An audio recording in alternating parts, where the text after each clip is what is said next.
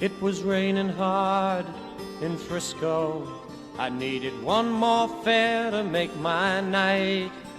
A lady up ahead waved to flag me down. She got in at the light. Oh, where you going to, my lady blue? It's a shame you ruined your gown in the rain. She just looked out the window. She said 16 Parkside Lane.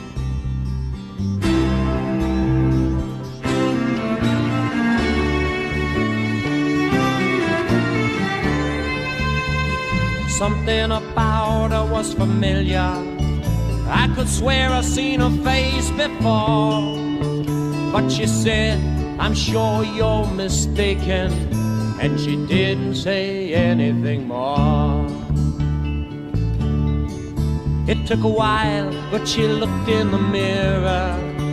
Then she glanced at the license for my name. A smile seemed to come to her slowly. It was a sad smile just the same. And she said, how are you, Harry? I said, how are you, Sue? Through the too many miles and the too little smiles, I still remember you.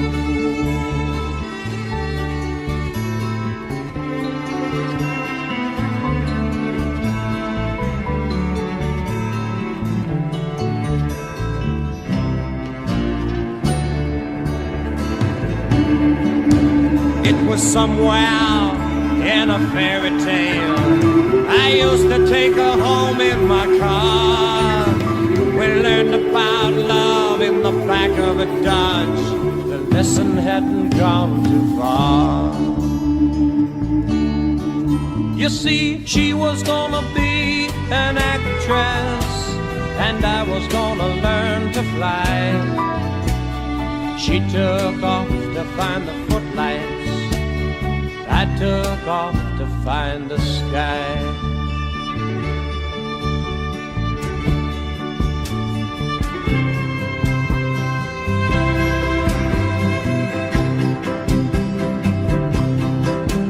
Whoa, I've got something inside me to drive the princess blind. There's a wild man wizard, he's hiding in me, illuminating my mind.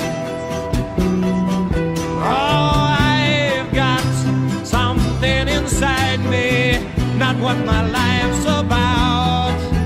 'Cause I've been letting my outside tide me over till my time runs out.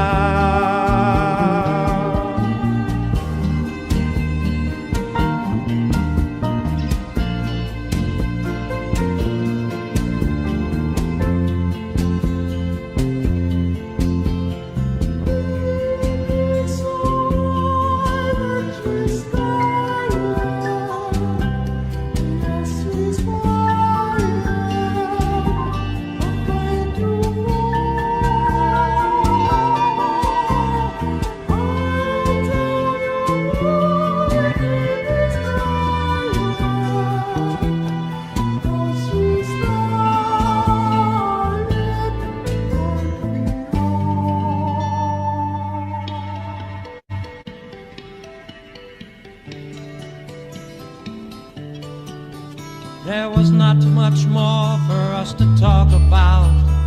Whatever we had once was gone. So I turned my cab into the driveway, past the gate and the fine trim lawns. And she said, we must get together, but I knew it'd never be arranged. Then she handed me $20 for a $2.50 fare. She said, Harry, keep the change. Well, another man might have been angry, and another man might have been hurt, but another man never would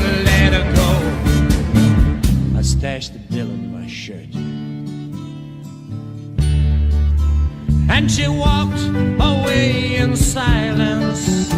It's strange how you never know, but we'd both gotten what we'd asked for such a long, long time ago.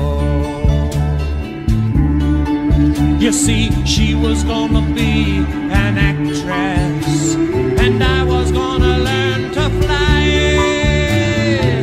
She took off to find the footlights, I took off for the sky. And here she's acting happy inside her handsome home, and me, I'm flying in my taxi, taking tips and getting stoned. I go flying so high when I'm stoned. So here she's acting happy inside her handsome home, and me, I'm flying in my taxi, taking tips and getting stoned.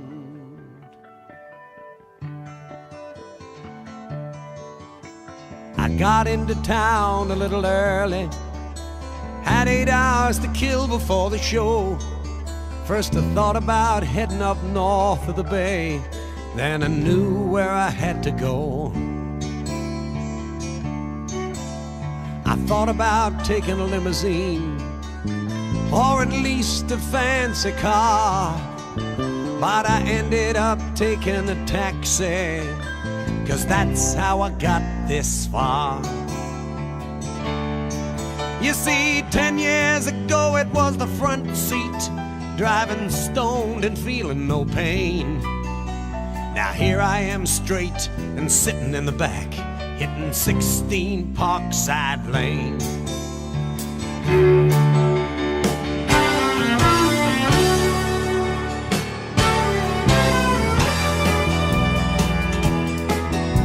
The driveway was the same as I remembered, and a butler came and answered the door.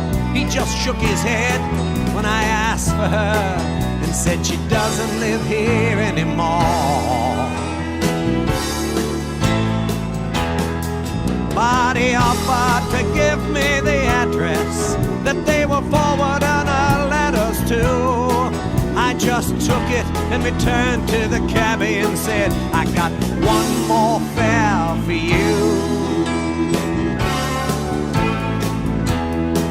And so we rolled back into the city, up to a 5-story old brownstone. I rang the bell, it had her name on the mailbox. The buzzer said somebody's home.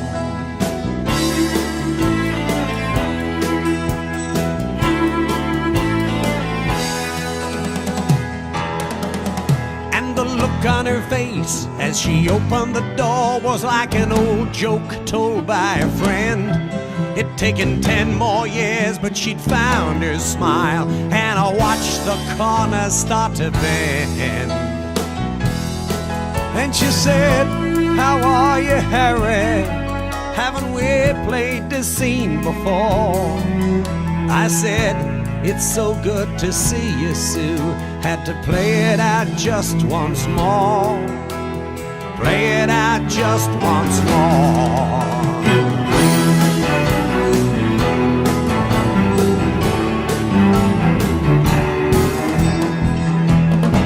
She said, I've heard you flying high on my radio. I answered, it's not all it seems. That's when she laughed and she said, it's better sometimes when we don't get to touch our dreams.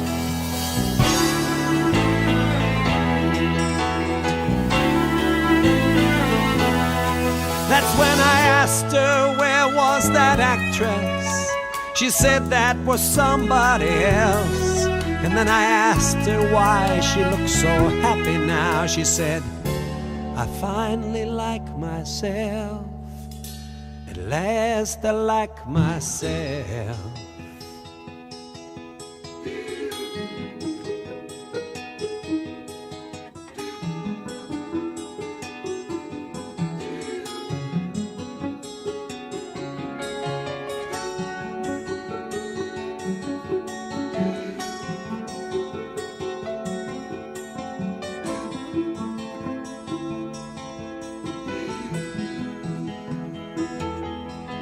So we talked all through that afternoon, talking about where we'd been. We talked of the tiny difference between ending and starting to begin. We talked 'cause talking tells you things like what you really are thinking about. But sometimes you can't find what you're feeling till all the words run out.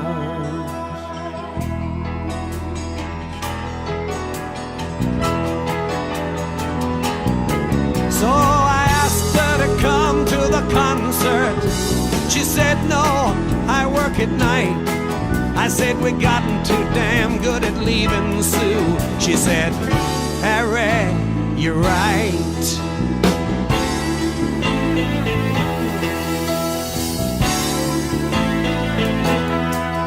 Don't ask me if I made love to her or which one of us started to cry. Don't ask me why she wouldn't take the money that I left. If I answered it all, I'd lie.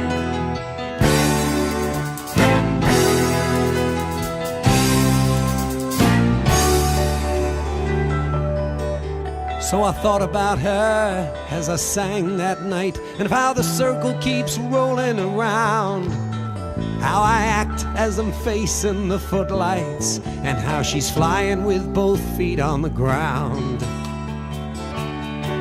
I guess it's a sequel to our story from the journey between heaven and hell, with half the time thinking of what might have been, and half thinking just as well. I guess